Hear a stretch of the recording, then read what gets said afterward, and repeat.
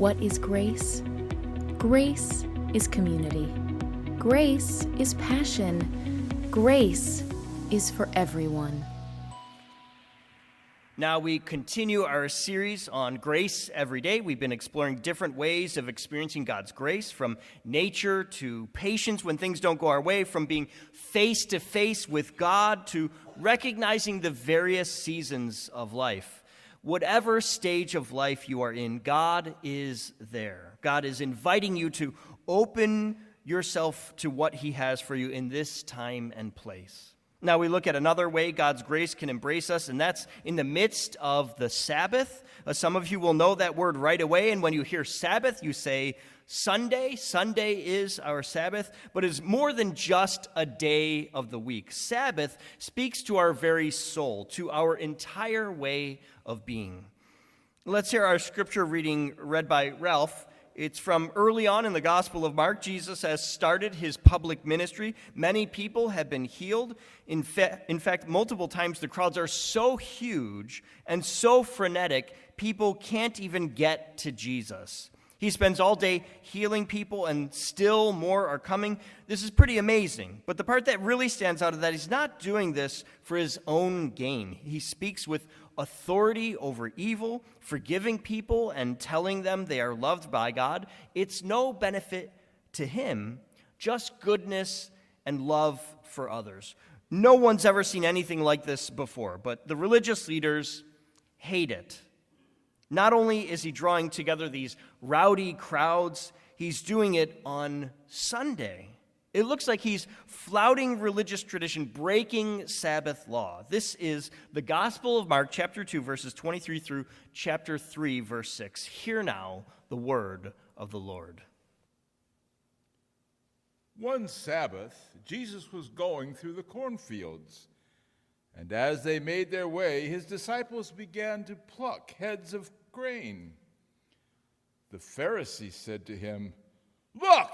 Why are they doing what is not lawful on the Sabbath?" And Jesus said to them, "Have you never read what David did when he and his companions were hungry and in need of food?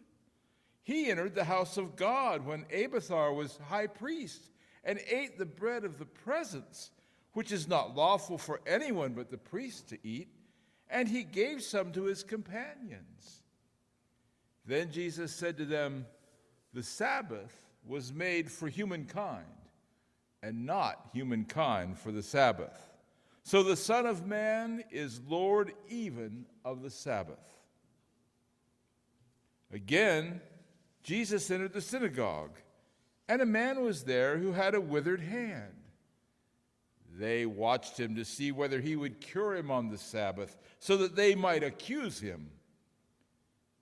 And Jesus said to the man who had the withered hand, "Come forward."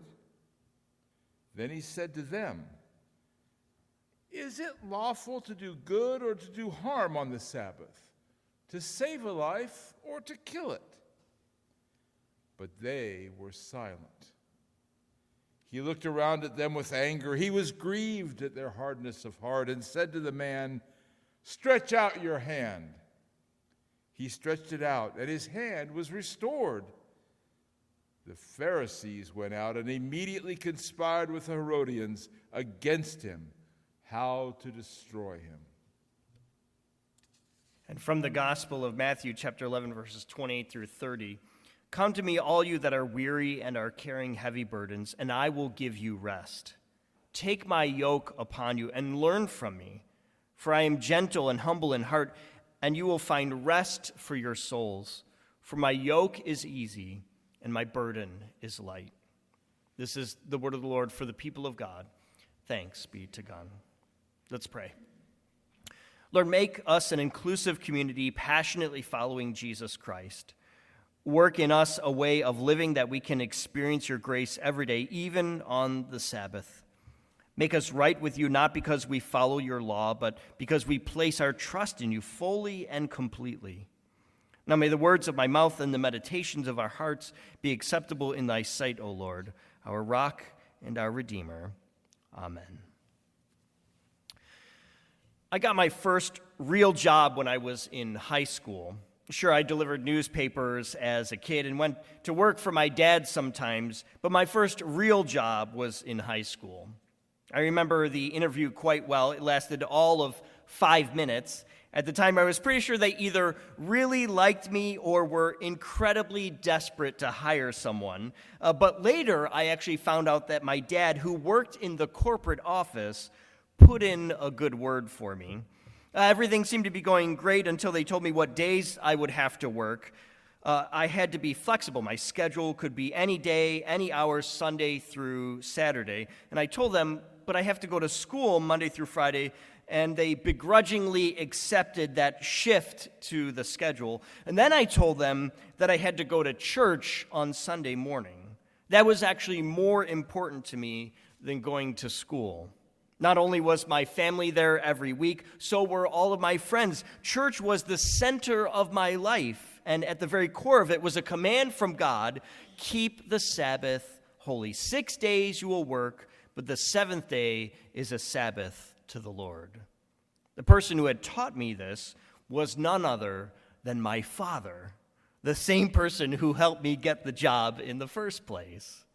Working on Sunday, though, was a line in the sand for me and for the business. The company I was hired at had another employee who had been begging them to hire a new person so that she could have off from work on Sunday morning. She wanted to go to church too. Now they had two people doing the same job, both saying they wouldn't work on Sunday. It was all quite confusing. It took some creativity and compromises from everyone, but eventually things got worked out. I've always wondered, though, did I do the right thing taking a job that made me work on Sunday? Was I breaking God's rule for Sabbath? It was actually the Jewish people who received this command from Moses to keep the Sabbath. It was also the first time in history that it was part of a 7-day cycle. 1 day was a day of rest, and the other 6 days were for work. This always made the Jewish people stick out. And in ancient history, folks wondered, what the heck is going on with these people that every 7 days they stop working and take a holiday? It used to be that in most cultures, you worked every day until there was some big annual festival. That was it. That was the only time that you had off from work.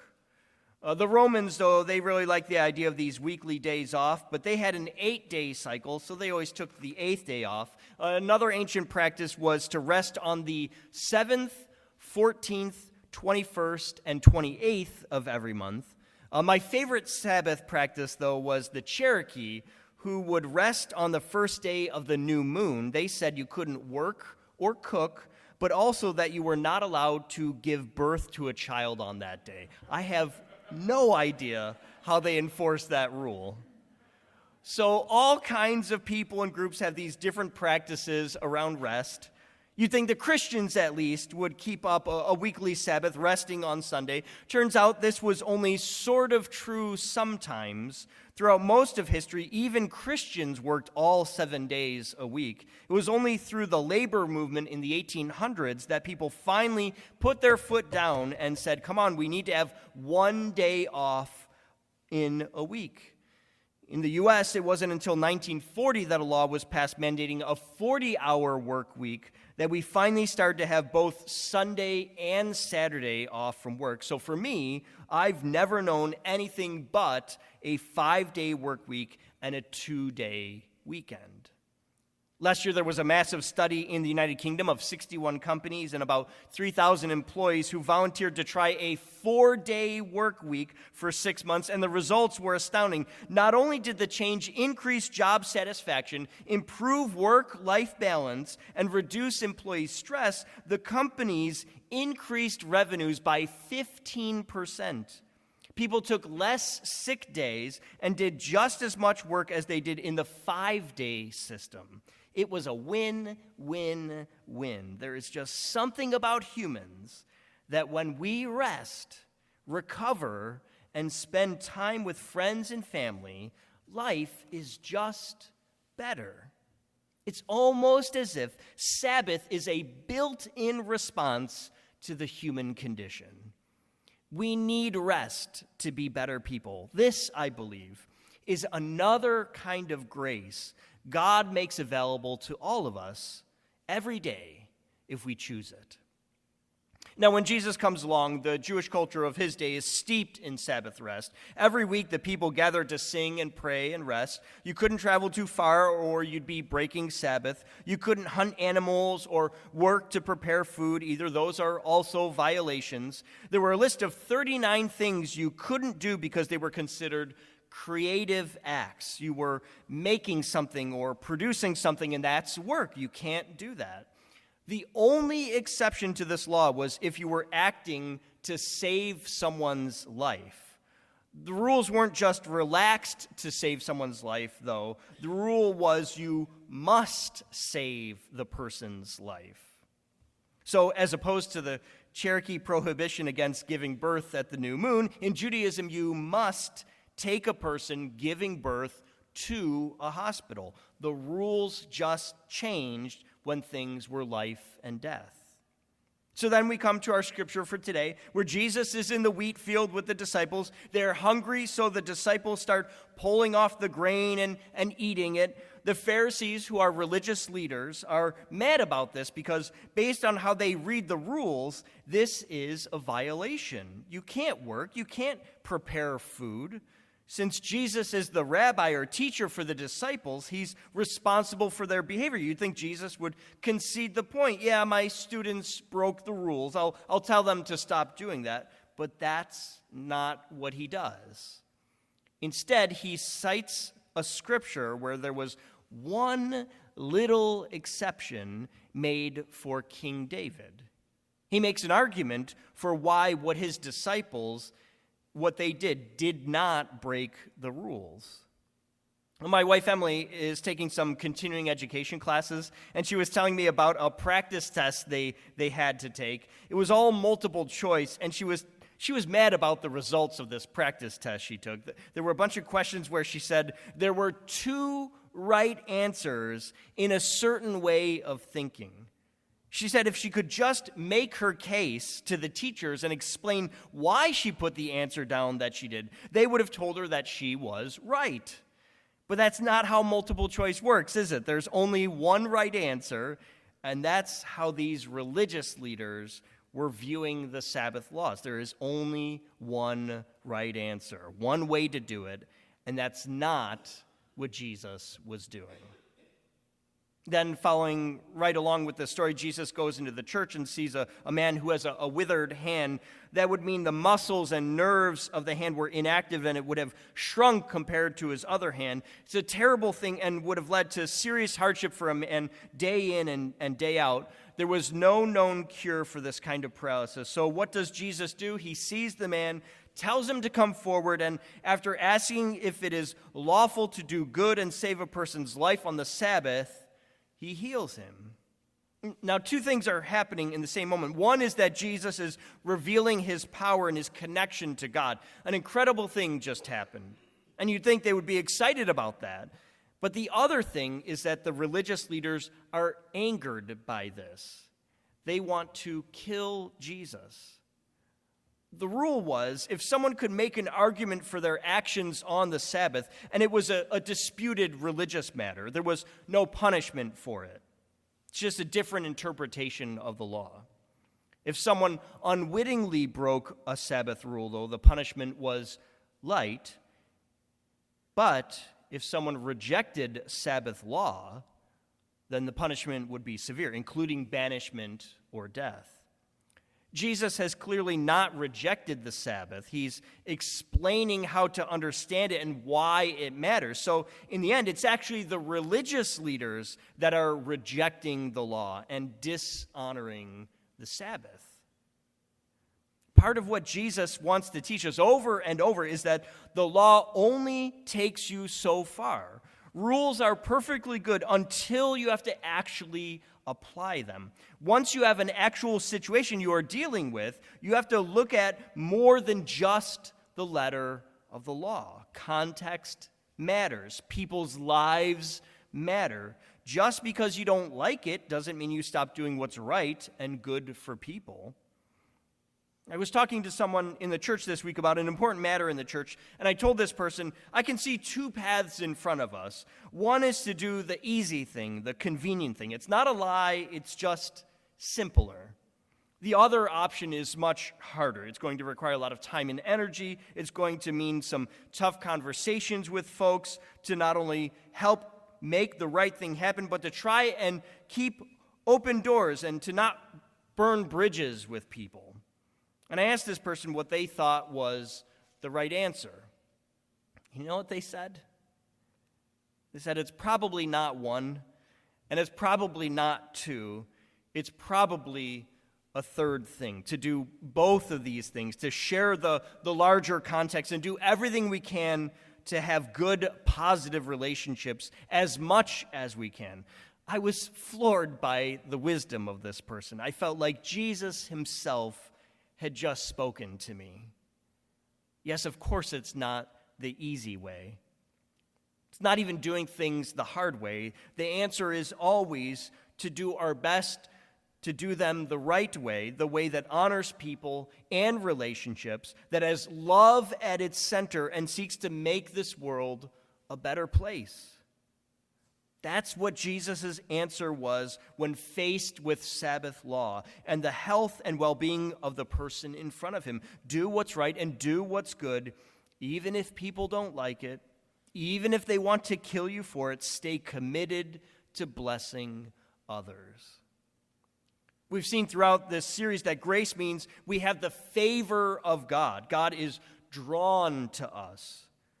Too often we think God is drawn to us because we behave the right way. We do the right thing, so now God has to help me and will not help you, but that's not all of it. God is drawn to us because we are looking out for others, because we are trying to do the right thing and to make the world a better place. It's not about our behavior necessarily. It's about our intention and our continuous pursuit of blessing others. Sure, you'll mess up. Sure, you'll anger people along the way, but keep at it. Keep pursuing the good of others, which will bring God's grace into the situation every day. There's an author who makes the point that in the Sabbath, what is really happening is that we are reminding ourselves of a timeless truth. When God created this world, everything he made was physical. Sun, moon, stars, earth, seas, plants, animals, it's all stuff. But the crowning achievement of God's creation was the last thing he did. He made people. We are not the best because our immune systems are so good at fighting disease or because we can make fancy buildings. It's not even about our brains and how smart we are. We are the crown because we are not just physical, we are spiritual too. God is spiritual. Angels and the unseen are spiritual, and you are spiritual too. You are both physical and spiritual. We are unique in all of creation because of this place we have. We can interact with the physical, and we can practice the spiritual disciplines to touch the divine. When we practice Sabbath, we are reminding ourselves that we are not machines. We are not physical beings that can just go and go and go without ever stopping. We need rest. And when we rest, we can take that opportunity to get in touch with our spiritual side. We can experience the things that are beyond what we can simply see with our eyes. So what do you need to practice Sabbath? What reminds you that you are more than just physical and helps you to see beyond the world that's visible with our eyes? The religious leaders in Jesus' time missed it. They got so caught up in the rules, they wanted to kill Jesus for prioritizing people, for showing God's favor and loving them. What do you need in your Sabbath so you can touch the spiritual? A beautiful church? An uplifting choir? A good sermon, hopefully? Maybe it's spending time with the family in the afternoon or spending time with some folks on the margins of society. You are not a machine. You are the beloved creation of God that needs to be filled spiritually and can touch the soul of another person. What is it that God has for you today?